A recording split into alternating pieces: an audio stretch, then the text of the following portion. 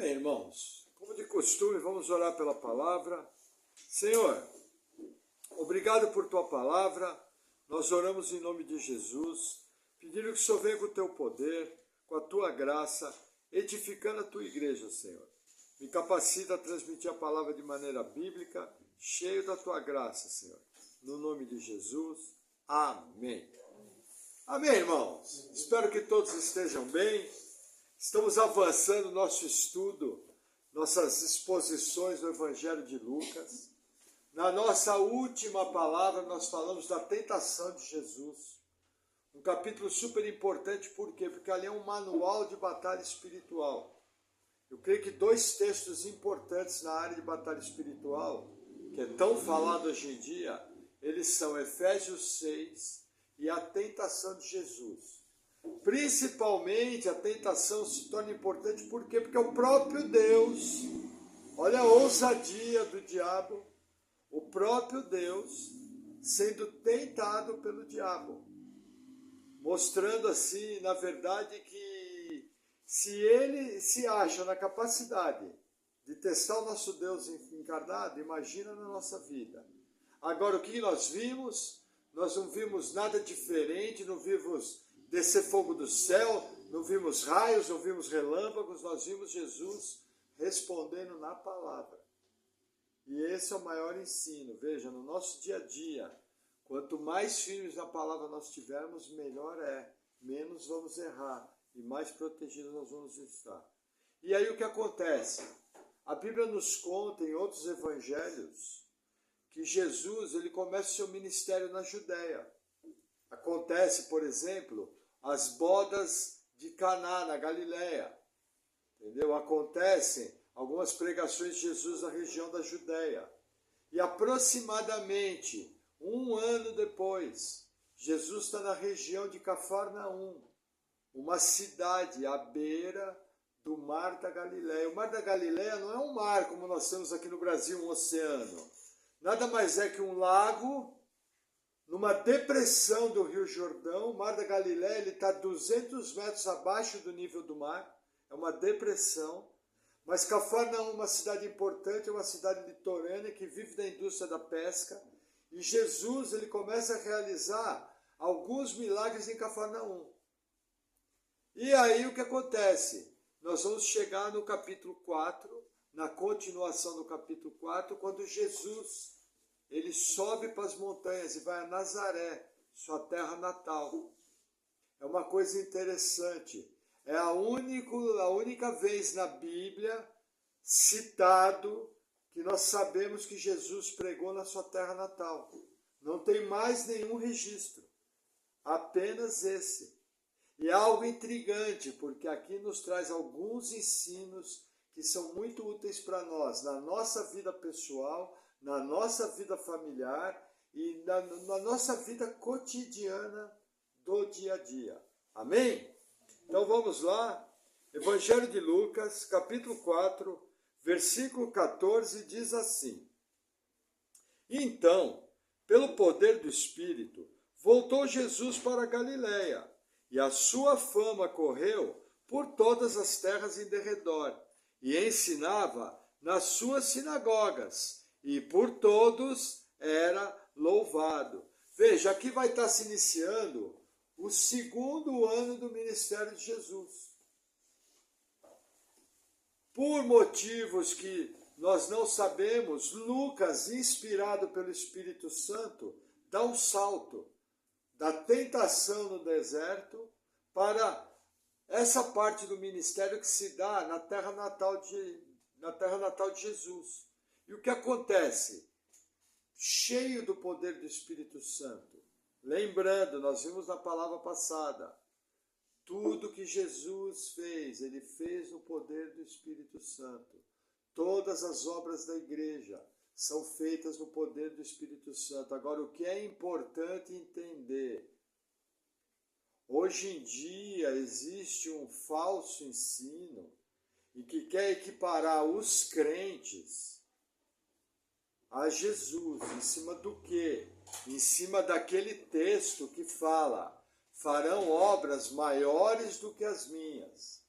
Veja, aquele texto está nos mostrando o quê? Por exemplo, Jesus ele pregou na Judéia, Jesus pregou em Israel. Ele foi instrumento para a salvação ali terrena do X de pessoas. A igreja na história alcançou milhões, talvez bilhões. Jesus foi instrumento para muitas curas, muitos milagres. A igreja na história, se somar todas as vezes que o Espírito Santo operou pela igreja, realizou muito mais. Agora, irmãos, nós não chegamos nem um pouquinho próximos do que Jesus fez. Ao reunir todas as obras, isso é muito importante, por quê? Porque o orgulho precede a ruína. E muitas vezes já vi crentes falando, diabo, vem aqui, eu vou pisar na tua cabeça. Sabe, um triunfalismo barato. Entende? Que faz com que os crentes comecem a agir de uma maneira irresponsável. O poder do Espírito Santo está disponível hoje? Sim. Porque você só pode ser salvo pelo poder do Espírito Santo. Assim que você nasceu de novo, seus pecados foram perdoados, porque a consequência de nascer de novo foi passar a amar a Deus e crer. E instantaneamente o Espírito Santo veio a ser um só com o seu Espírito. Agora, irmãos, nós somos pecadores. Jamais podemos comparar a obra de Jesus a nós individualmente. Outro detalhe, o Espírito Santo vai agir como quer, com quem quer e a hora que quer. Ele não é obrigado. Ninguém dá ordens ao Espírito Santo. Ninguém marca a hora para o Espírito Santo agir. Agora, qual é nosso papel? Sabedores que o Espírito Santo é Deus e sabedores que o Espírito Santo habita nos crentes, eu tenho que ter expectativa, sim, do que o Espírito Santo vai fazer. E não existe nenhum problema em eu orar, Senhor, da mesma maneira que o Senhor operou no poder do teu Espírito, na época de Jesus, Senhor, derrama a tua graça, opera. Eu sei que tu és poderoso para fazer. É uma oração diferente. E nós vamos ver o que vai acontecer com Jesus aqui, mostrando que o fato de agir no poder do Espírito Santo não quer dizer que tudo vai ser uma festa. Ao contrário, muitas vezes por agir no poder do Espírito Santo, você vai ter reveses, você vai ter problemas. Isso é muito curioso, dentro do agir de Deus. Amém? Vamos avançar mais um pouquinho, versículo 16. E chegando a Nazaré, onde fora criado, entrou num dia de sábado, segundo o seu costume, na sinagoga, e levantou-se para ler. E foi-lhe dado o livro do profeta Isaías. E quando abriu o livro, achou o lugar em que estava escrito: O Espírito do Senhor está sobre mim, pois que me ungiu para evangelizar os pobres. Enviou-me a curar os contritos de coração, a proclamar liberdade aos cativos e restauração da vista aos cegos, e pôr em liberdade os oprimidos, e anunciar o ano aceitável do Senhor. E, cerrando o livro e tornando a dar ao ministro, assentou-se, e os olhos de todos na sinagoga estavam fitos nele. Vamos fazer uma pausa aqui. Qual é a situação? Veja, havia o templo em Jerusalém, e desde a época do exílio foram criadas as chamadas sinagogas.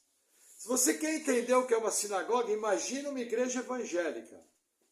As igrejas evangélicas, elas se aproximam muito do que eram as sinagogas. Eram locais que sempre se reuniam aos sábados, haviam rabinos. O povo de Deus se reunia lá para receber instrução da palavra, cantar louvores a Deus e orar. Agora aqui está acontecendo um fato curioso. Primeiro, lembra que Jesus, quando foi batizado, estava completando 30 anos? Por quê? porque ele só seria reconhecido espiritualmente a partir dos 30 anos. Da mesma maneira, João Batista no seu ministério, começou seu ministério a completar 30 anos. Porque na tradição de Israel, na Bíblia, sempre essa era uma idade que era um divisor de águas. Só que aqui está acontecendo algo diferente. Como que Jesus entrou na sinagoga e foi convidado para ler? Lógico, eu sei que foi pelo poder de Deus, por um decreto do Senhor. Mas existe a realidade humana. E não havia o porquê de Jesus ter levantado para ler. Ali ele estava sendo colocado numa condição de rabino. O que os teólogos imaginam? Os feitos que Jesus começou a realizar em Cafarnaum. A passagem anterior nos mostra que eles foram conhecidos de vários lugares. E aí, provavelmente, ao chegar na sua cidade, começou o zum, zum, zum. Olha, o Rabi chegou. Jesus de Nazaré chegou. E aí, ao entrar na sinagoga, como era de costume, ele foi convidado para ler.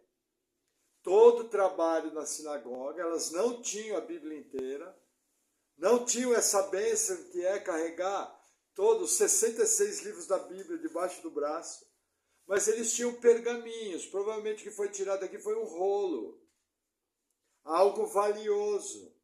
Já expliquei para vocês, há 2 domingos atrás, como que esses rolos foram feitos, através de cópias.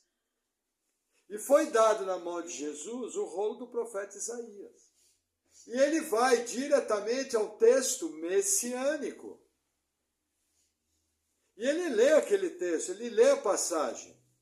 Assim que ele acaba de ler, de maneira solene, ele enrola o rolo, devolve para o escriba, que era quem cuidava dos rolos. Lembra do cuidado que os escribas tinham? E aí ele se assenta. Veja que interessante. Naquela época, os mestres pregavam sentados. No início da igreja cristã, até mais ou menos a Idade Média, todo pregador pregava sentado. E a igreja ficava em pé. Da mesma maneira na sinagoga. O mestre que ia explicar, ele pregava sentado. Então Jesus pega, lê a passagem de Isaías, enrola o rolo, devolve para o escriba responsável dos manuscritos e senta-se. Assim que ele se senta, o povo olha para ele, como? Esperando o ensino. Esperando o que ele ia falar. Esse era o hábito. O rabino lia a passagem bíblica e depois vinha com a sua instrução. Então o povo está na expectativa, o que Jesus vai falar? Ele tinha acabado de ler um salmo messiânico, todo mundo sabia que era um salmo messiânico. Havia em Israel a expectativa da chegada do Messias para libertar da opressão romana. O ambiente que Jesus veio era um ambiente de opressão. O povo esperava um grande líder nos moldes de Davi. Um grande líder dos moldes, por exemplo, de Judas, o Macabeu, que 200 anos antes havia sido usado por Deus para libertar da opressão dos gregos. E aí Jesus vem e lê justamente o texto messiânico e sente-se para explicar. E aí o que se segue, para aquele pessoal, foi realmente assombroso. Vamos lá, versículo 21. Então, começou a dizer-lhes: hoje se cumpriu essa escritura em vossos ouvidos. Jesus vem e faz uma afirmação na qual ele se apresenta como o Messias. Hoje se cumpriu a escritura, o que ele está falando de Israel? Eu sou o Messias. E todo mundo entendeu isso. Por quê? Porque olha a resposta do povo. Versículo 22. E todos lhe davam testemunho, e se maravilhavam das palavras de graça que saíam da sua boca. E diziam, não é este o filho de José? Olha que interessante. O povo se admirava, Jesus sempre foi admirado pela maneira que ele falava. Ele falava com autoridade. Outro detalhe, não apenas autoridade, não é apenas falar o certo. É você ter unção. O que é unção? Unção é poder de Deus para um propósito. Unção é alguém falar cheio do poder de Deus e aquelas palavras são carregadas do poder de Deus. Quando você ouviu o Evangelho, foi alcançado e recebeu Jesus como Senhor, havia unção naquelas palavras. Poder transformador de Deus. O que acontece? Irmãos, a boa teologia tem que depender do poder de Deus, da graça de Deus, da unção. Porque senão são apenas palavras corretas. É bem interessante, muitas vezes você está falando com uma pessoa e a pessoa está te ouvindo, de repente sai uma frase. E você percebe imediatamente que o ambiente muda. Uma frase, dentro do tema, dentro da palavra, falando das coisas de Deus. Por que o ambiente mudou? Porque houve poder de Deus. Por isso que eu defendo que o evangelismo, a pregação, ela tem que ser debaixo do poder de Deus, da dependência do Senhor. Eu posso ter estratégia, eu devo fazer a minha parte, eu devo esclarecer o evangelho, eu tenho que estar pronto para falar, mas tem que haver poder. E aqui, quando Jesus falava, havia poder, o que Lucas registra isso. Só que aí o povo começa a olhar para a circunstância, começa a olhar para os fatos, eles começam a falar, peraí, não é esse Jesus que viveu até agora 30 anos aqui com a gente? Na verdade, 20 e poucos anos. Não é ele, filho do carpinteiro José? E entendam, José era pobre. A família de Jesus não era muito expressiva. No Evangelho de Mateus, capítulo 13, Mateus, inclusive, fala que o povo falava, não estão entre nós os seus irmãos, Tiago, Judas e o nome de mais dois, e suas irmãs não estão entre nós? A família de Jesus era conhecida. Por quê? Porque o povo começou a se questionar de onde está vindo essa sabedoria? De onde está vindo essa maneira de falar? Aonde que ele aprendeu tudo isso? Muitas vezes, irmãos, você vai ser usado por Deus para falar com as pessoas próximas, de uma maneira que você nem imagina. E muitos vão se questionar, da onde saiu isso? Aonde que aprendeu isso? Da onde que veio? Irmãos, é poder de Deus. Para falar das coisas do Senhor, cheio do poder de Deus, você precisa de banco de igreja. Você precisa de conhecer a Bíblia. Você precisa de ser alguém que busca andar em comunhão com o Senhor, através de oração, vir para a igreja, leitura bíblica, jejum, vida consagrada. Porque, veja, a boca vai falar do que o coração está cheio. Se o coração está cheio de porcaria, como que você vai ter graça para falar? Se a sua mente é extremamente mundana, extremamente racional, veja, a nossa fé é racional. Mas existe uma espécie de racionalidade, que é a chamada falsa ciência, que a Bíblia chama de demoníaca. Então o que acontece? Uma mente que não está cheia da palavra de Deus começa a se tornar um obstáculo para que o poder de Deus seja liberado através de palavras de graça. As duas coisas têm que andar juntas. Uma vida consagrada e poder de Deus manifesto. Jesus passou 40 dias no deserto, jejuando. sozinho, em batalha espiritual, sendo tentado. Não sabemos exatamente quantas vezes, mas a Bíblia registra 3. Então, assim, é necessário entender como funcionam as coisas.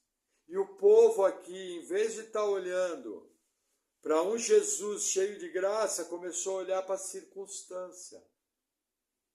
O diabo é especialista em fazer isso. Sempre que ele quer mexer com você, ele tira os seus olhos do poder de Deus, da graça de Deus, das verdades de Deus, e joga os seus olhos para a circunstância. Dessa maneira, ele te cega. E olha que interessante, esse povo estava diante do próprio Messias. Mas ao olhar as circunstâncias, esse povo começou a se questionar. Isso acontece até hoje. Amém? Vamos avançar. Versículo 23. E ele lhes disse: sem dúvida me direis esse provérbio: médico, cura-te a ti mesmo. Faze também aqui, na tua pátria, tudo que ouvimos ter sido feito em Cafarnaum. Veja, havia um provérbio na região, não é um provérbio bíblico, tá? Só que é um dito popular. Filho de peixe, peixinho é. Qual que era o provérbio? Médico, cura-te a ti mesmo. Então Jesus, ele começa a debater com o povo. Na questão que ele sempre era tentado, a turma pedia sinais. Só que Jesus, ele fazia tudo que ele fazia debaixo da vontade de Deus Pai Todo-Poderoso. Jesus não agia de maneira independente. Jesus só agia debaixo da vontade do Pai. Isso quer dizer que ele só realizava os milagres quando era a vontade do Pai. Ele foi obediente, a Bíblia fala, em tudo. E o fato de pedir um sinal era uma tentação. Porque, por exemplo, você nunca viu um sinal de Jesus. Você creu. E aquela geração estava diante do próprio Cristo. E muitos não creram. Inclusive na terra natal. Aqui Jesus começa a ser duro com eles. E olha que interessante. A coisa vai ficar mais séria ainda. Versículo 24. E disse: em verdade vos digo que nenhum profeta é bem recebido na sua pátria. Em verdade vos digo que muitas viúvas existiam em Israel nos dias de Elias, quando o céu se cerrou por 3 anos e 6 meses, de sorte que em toda a terra houve grande fome. E a nenhuma delas foi enviado Elias, senão a Sarepta de Sidom, uma mulher viúva. E muitos leprosos havia em Israel no tempo do profeta Eliseu, e nenhum deles foi purificado, senão Naamã, o sírio. Jesus já vem, e como nós costumamos falar, dá nos dedos. Ele chega e ele começa a falar da rejeição de Israel. Ele está aferindo aquela incredulidade. E ele começa a nos dar os exemplos da época de Elias e de Eliseu, na qual havia muitas viúvas, e ele foi enviado a uma terra pagã, a Sidom. Para vocês terem uma ideia, quem era daquela região era Jezabel, esposa de Acabe, adoradora de Baal. E aí, para completar o pensamento, ele fala de Naamã, o sírio, um grande general de um povo inimigo de Israel, que tinha sido levado uma menina escrava para a casa dele, a menina fala, ele tinha lepra. E aí Jesus resolve, o que Jesus está falando? Está falando algo aqui que para o judeu é terrível, que é a salvação dos gentios. Os religiosos daquela época oravam e se questionavam se os gentios e as mulheres tinham alma. Para vocês terem uma ideia, nós gentios, pela Torá, somos imundos, incircuncisos, não temos aliança com Deus. E aí Jesus, dentro de uma sinagoga na sua terra natal, falou o seguinte: olha, Israel, vocês sempre rejeitam a Deus, num ponto tal que uma mulher de uma das maiores regiões de paganismo e feitiçaria, Deus enviou Elias lá, e um homem que adorava ídolos, que Naamã fala que ele ia no templo dos ídolos, tanto é que ele pede para levar terra, para quando ele fosse obrigado a entrar no templo do ídolo e ter lá o cantinho dele, para adorar a Deus. E isso deixou o povo extremamente enfurecido. Querem ver? Versículo 28. E todos na sinagoga, ouvindo essas coisas, se encheram de ira. Veja, ficaram irados contra Cristo. Isso nos mostra o quê, irmãos? É incrível. Mas nem todo mundo vai crer em Cristo. Sabe essa conversa que uma vez contaram para você? Vamos ganhar Pinhais para Jesus? Vamos ganhar Curitiba para Jesus? Vamos ganhar o Brasil para Jesus? Irmãos, isso não existe.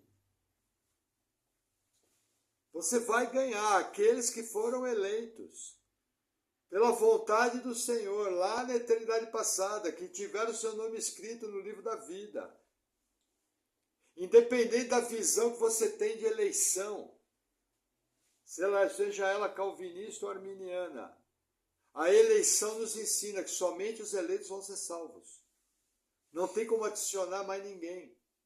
Isso aí está lá no coração de Deus. É misteriosa. Nós sabemos que não foi por obras. Da maneira que nós cremos aqui na nossa igreja, Deus soberanamente escreveu o nome no livro da vida e soberanamente agiu e soberanamente nos salvou. É isso que nós cremos aqui. Ah, pastor, me explica. Acabei de explicar, só que mais detalhes nem a Bíblia fala. E se a Bíblia não fala, eu também não falo. A Bíblia só me fala que não foi por obras. Agora, eu tenho que entender que vão haver pessoas que eu vou pregar, que vão acontecer a mesma coisa que aconteceu com Jesus. E, irmãos, tem um outro alerta aqui. O evangelho muitas vezes vai causar raiva, vai causar ódio. O evangelho ofende. Por exemplo, o povo muçulmano, eles creem no nascimento virginal de Jesus. Incrível isso, né? Agora vai falar para eles que Jesus é Deus e que ele ressuscitou. Você vai ser morto na hora. Eles não admitem que Jesus é Deus e que ele ressuscitou. Agora é incrível, né? O camarada crê no nascimento virginal. Então, assim, isso é muito importante, por quê? Porque o seu papel é pregar, o seu papel é falar a verdade, o seu papel é orar pela vida da pessoa. Somente o Espírito Santo tem poder. Se com o próprio Jesus foi assim, como será conosco? E aí a narrativa continua, versículo 29. E levantando-se, o expulsaram da cidade e o levaram até ao cume do monte, em que a cidade deles estava edificada, para dali o precipitarem. Ele, porém, passando pelo meio deles, retirou-se. Olha que interessante. Para chegar de Cafarnaum em Nazaré, tinha que subir mais de 500 metros de altitude. Na região de Nazaré, tinha falésias, que são falésias, são penhascos de forma pontuda que se precipitam. E aí o que acontece? O judeu não tinha autoridade para matar. Mas o que eles faziam, historiadores registraram isso. Eles levavam a pessoa para a beira do penhasco e empurravam. Aí a pessoa caía ali de 10, 15, 20, 30 metros. E se quebrava inteira. E assim que ela se quebrava, eles jogavam pedras pesadas em cima. E já sepultavam a pessoa lá. Eles iam fazer a mesma coisa com Jesus. Agora olha que interessante. Eu não acabei de falar para vocês que Jesus era obediente? Sendo obediente, ele não cumpriu a vontade do Pai, indo até Nazaré. Ao pregar aquela passagem da Escritura, ele não estava cumprindo a vontade de Deus? O que acontece? A igreja brasileira acredita num folclore, num falso ensino, de que se eu fizer tudo certinho, tudo na minha vida vai dar certo. Os irmãos concordam que Jesus fez tudo certinho? Por que queriam matar ele? Irmãos, aprenda com isso. Porque o crente infantil, quando acontecem as coisas erradas, a primeira coisa que ele fala, Deus, eu estou fazendo tudo certo. Por quê? Porque foi ensinado em vários lugares, ou você já ouviu falar, que fazendo tudo certo, nada de mal vai acontecer, é mentira. Olha, Jesus fez tudo certo, iam matar ele. A Bíblia narra que ele passou pela multidão. Nós não sabemos se isso foi um milagre ou não. Minha opinião pessoal é que a presença imponente de Jesus, o poder de Deus nele, e como não era o momento dele morrer, ele passou pela multidão e ninguém ousou tocar nele. Mas eles levaram ele até a beira do penhasco. E não era pouca gente, estima-se que mais ou menos ali em Nazaré devia viver umas 500 famílias. Só de homens, quantos tinham? Entendeu? E ele passou no meio da multidão e se retirou dele. Por quê? Porque não era chegada a hora de Jesus. Se foi um milagre, se não foi um milagre direto, eu não sei, mas foi a providência de Deus. Mas é muito importante você tirar esse ensino. O evangelho irrita, o evangelho causa ódio. O evangelho é o bom perfume de Cristo para os que se salvam, porém é cheiro de morte para os que se perdem. Da mesma maneira que se irritaram com Jesus, vão se irritar com você. Quando ouviram você dizer que apenas Jesus Cristo é o caminho, a verdade e a vida, que ninguém vem ao Pai se não for por Ele, muitas pessoas vão te odiar por isso. Outro detalhe, você vai estar fazendo tudo certinho, obedecendo a Deus. E coisas erradas vão acontecer. Porque misteriosos são os caminhos de Deus. Mas veja, se não for hora de acontecer dano com você, não vai acontecer como foi com Jesus. Lembra que o diabo usou o Salmo 91, faltando uma parte?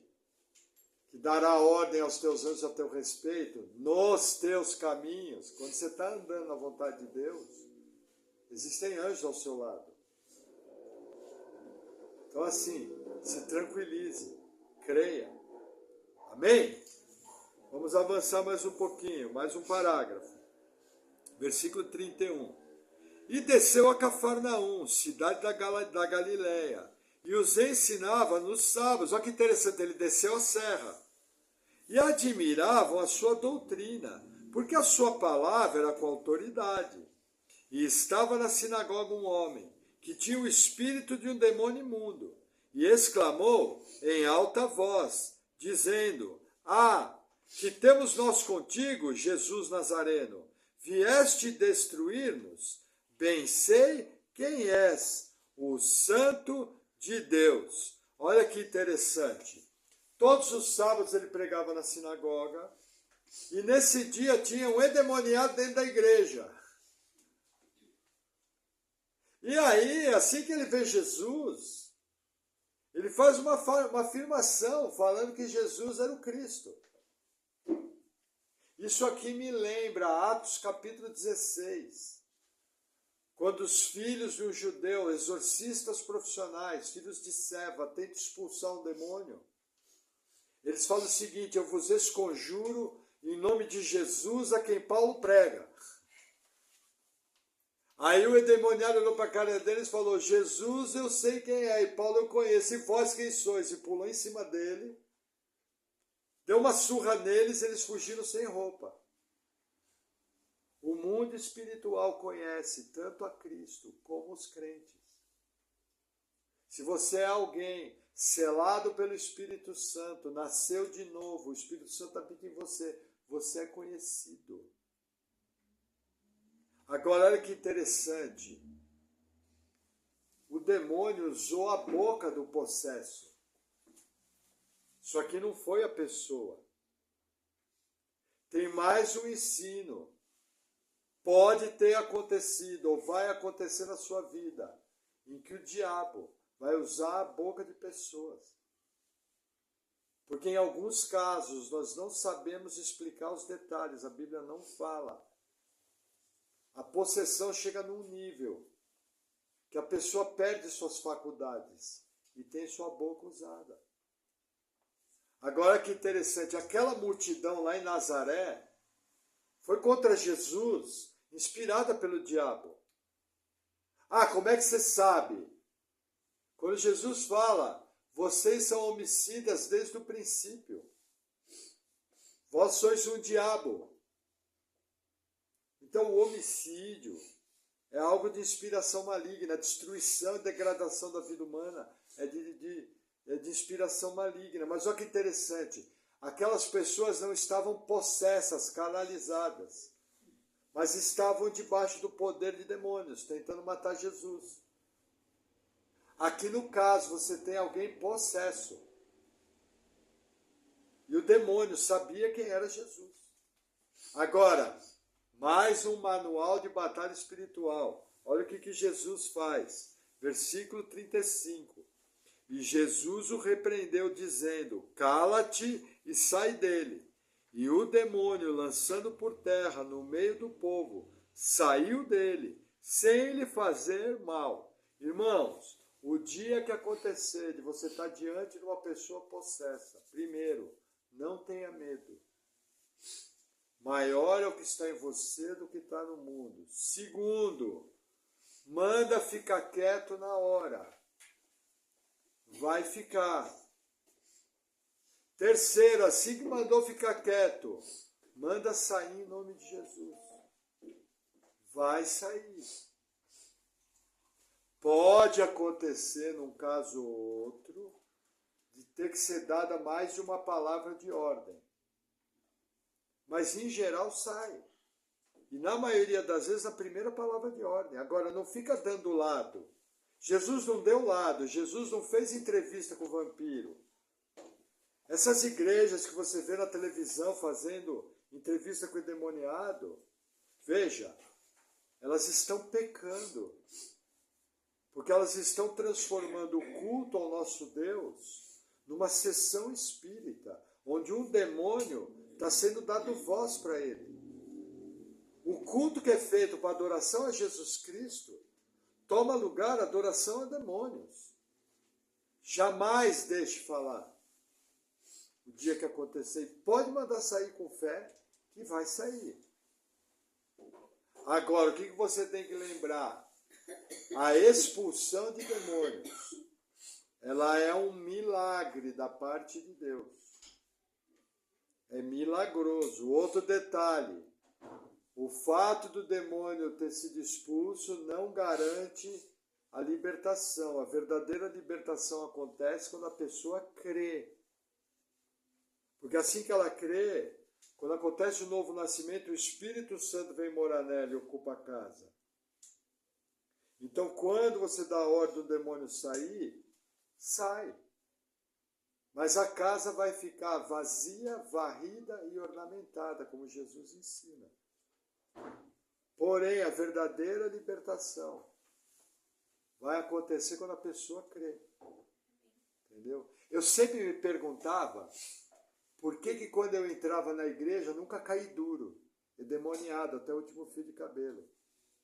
Eu acho, na minha avaliação, que eu tinha muitos motivos para ser o cara mais endemoniado do mundo. E eu entrava na igreja, ouvia a palavra, entendia bastante coisa, gostava, cantava hino. Nunca aconteceu nada. Por quê? Porque está debaixo do controle de Deus. Nós não sabemos. Eu sempre lembro de um caso, um rapaz, ele era um mestre estudioso da Umbanda. A Umbanda é uma religião da terra aqui do Brasil. Ela é uma mistura do candomblé com o espiritismo kardecista. Aquele rapaz era um dos 3 maiores mestres do Brasil, estudioso. E ele estava visitando a igreja direto. E ele era um armário de porta aberta. Pensa num cara forte, que eu ficava olhando assim, meu Deus. Irmãos, aquele camarada entrava, ouvia louvor, ouvia a palavra, entendia a palavra, ficava bravo quando o pregador não pregava direito. E ele tinha todos os motivos para cair duro. Mas Deus, na sua soberania, está no controle, que eu tenho que entender. Esse fato aqui nunca pode ser tratado como uma regra. Aconteceu por quê? Porque Deus estava mostrando para a população de Cafarnaum que Jesus era o Messias. Por quê? Porque na época, os rabinos conseguiam alguns, muito raros, sucessos de realizar exorcismo. Muitas vezes eram meses e meses de leitura de salmos, unção com óleo, uma série de práticas que eles tinham. E eles não conseguiam resultado. E aí vem Jesus, dá uma palavra, a pessoa cai duro no chão, o demônio sai, a pessoa é liberta. Isso é uma coisa que você precisa tomar cuidado, viu, irmãos? Se alguém de repente for cair, tem que tomar cuidado para salvaguardar a vida da pessoa, que às vezes pode bater a cabeça, pode se machucar, pode bater num banco. Então sempre é bom estar atento. Entendeu? Mas nós vamos ter mais casos onde Jesus atuou, que nós vamos indo aprendendo com Jesus. Não com charlatão, enganador, lobo roubador, que quer manipular o povo, expondo pessoas à humilhação e dando o microfone para o diabo. Isso é papel de charlatão, desobedecendo a Bíblia.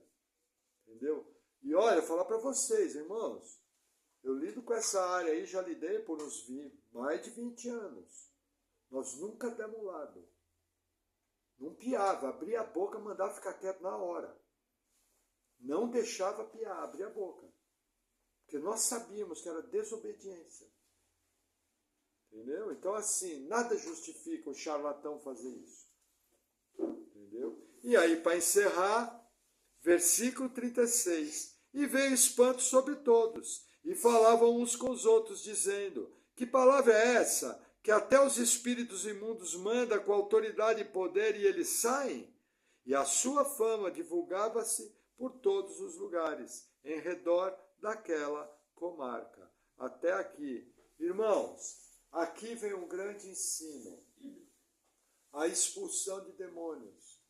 Até ela só tem uma finalidade: glorificar o nome de Jesus Cristo, glorificar o Espírito Santo, glorificar o poder de Deus, mostrar a visitação do Senhor.